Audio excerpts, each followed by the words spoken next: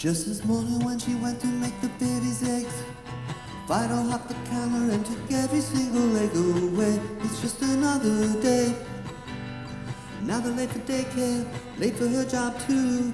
Meanwhile Fido's getting sick on her shoes. It's just another day. At the office everybody greets her at the door. Tales about the weekend grand adventures that she can't afford. It's just another day. It's just another day. It's just another day. So glad, so glad. On Facebook she seems so glad. She posts a life rosy and dwells in lies cozy, even when the day's been sheer heck. While her guy across the town was finishing third shift, his machine malfunctioned and of course the fault would all be his. It's just another day. Calls out for the foreman, foreman starts to scream, tripping through a tirade well rehearsed and obscene. It's just another day. So glad, so glad. On Snapchat he seems so glad.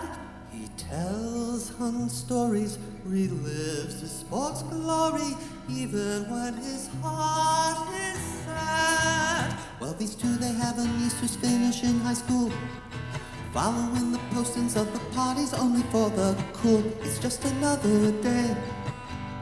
Sign at the perfect, living perfect lives, pretty girls and just as pretty guys. It's just another day. So glad, so glad. She's queen of Instagram. She lives through each selfie and smiles like the wealthy, and you'd never know she's sad. Ah, say, could we be frank, tell the truth, not pretend, and say life can be hard and sad? How would that be so bad?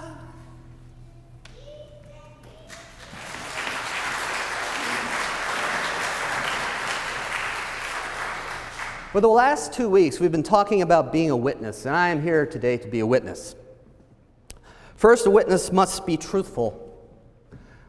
I just lip-synced that. That was me singing. It is not me at 8:30 in the morning. Let me further say that what I'm about to talk to you about might not affect you, but I promise you it affects people you love. I'll continue my witness by quoting from an article by Moya Sarner. Ethan Cross, professor of psychology at the University of Michigan, who studies the impact of Facebook on our well-being, says that envy is being taken to an extreme. We are constantly bombarded by photoshopped lives, and this exerts a toll on us the likes of which we have never experienced in the history of our species. And it's not particularly pleasant. Clinical psychologist Rachel Andrew says she is seeing more and more envy in her consulting room from people who can't achieve the lifestyle they want but which they see others have.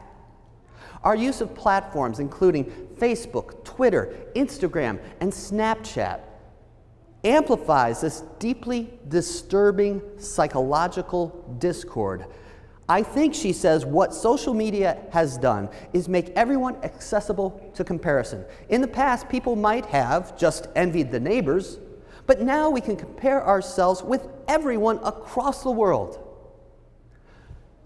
Wendy Dryden, one of the United Kingdom's leading practitioners of cognitive behavioral therapy, calls this comparisonitis.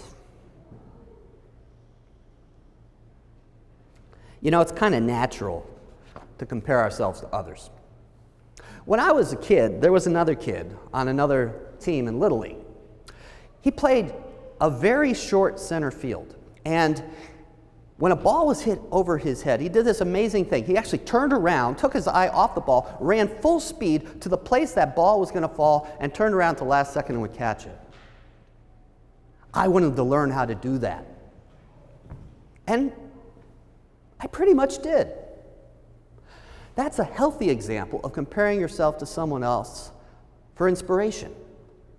But when I hit high school, well, my high school self made lots of not healthy comparisons.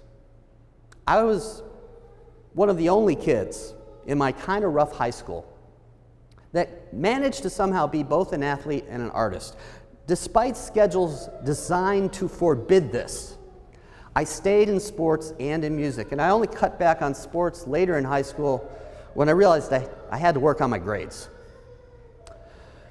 But when I looked at the other guys in my class, yeah, a lot of envy. I was far from Joe Cool. But one day when I came home from college, I was out with a friend. And she was just a friend, a family friend. We'd grown up together. We had a brother-sister relationship. And we decided to go out just to catch up. And I went to get something as she grabbed us a table, and another friend of ours was at another table. And he wasn't a close friend, but he was a friend, and he was a really great athlete. And he looked at me, and he looked at her, and he said, "Wow, Martine." And I said, "Dude, we're friends. Everybody knows that."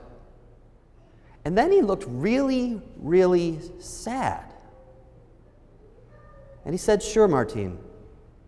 Sure." And I realized I wasn't the only guy around who compared myself to others and sometimes felt like I measured up short. What we have going on today is this on steroids. Now, I have to say, when social media first came along, one of the things I hated more than anything was when someone would post something for attention, something like a single word, despair, with nothing else around it, to get attention, to be dramatic. Lots of us have done it. But we are now in a time where everything in life is photoshopped. Perfect lives on display with perfect people. We have filters to make everything look perfect. We pick our spots to show our joy to others, and we proclaim an existence sometimes that looks like it's more than human, because human is never perfect. And the sad thing, a lot of us do this largely to keep up. Yeah, maybe we want to share our happiness, but we don't realize how it affects each other and others, especially others who might not have access to all the filters like money and good relationships and good fortune. And we don't realize something else, that in a way we are promoting a lie, because every life knows pain, including the pain of trying to keep up when your heart is hurting and life feels incomplete. We need to stop it. Of course, we want to share happiness. We want to keep up with friends who might be far away, but we also need to be honest. I got to be honest, I'm pretty much off Facebook. I've never been big into all the others. Political squabbling was most of my reason for running away, but I've noticed life is a lot better without it. I still have a Facebook Messenger, so I still see a lot of things, but I don't miss it. I don't think any of us would miss it very much. Turning off that envy machine that's in your pocket or your purse is often a great relief. But as importantly, we should be honest in telling our stories, online and off. We need to share our pain, not just the photoshopped, awesome-looking stuff in life. Because pain is where humanity often connects and always grows. As Rumi famously said, the wound is where the light enters you. As I not famously have said, you don't learn anything when everything goes right. We all say we want to witness to Jesus. And Christianity is built on this witness that somehow, some way, God came to us in a person. That God came to us and embraced not human glory, but human pain and suffering. God came among us to share our struggles, warts and all, identifying with the lowly as God always does. Christianity is not supposed to be one of those filters that, makes your life look shiny. It's rather a way of life we should use to meet one another in all phases of life, including despair, as we attempt to bring hope to one another. If Christianity was a hand tool, it would be a lot less like one of those electric buffers that makes everything shiny, and a lot more like a shovel, designed to clear the dirt and the other stuff out of life. My witness today is we need to embrace the honesty of life and stop playing this, look, my life is perfect too game.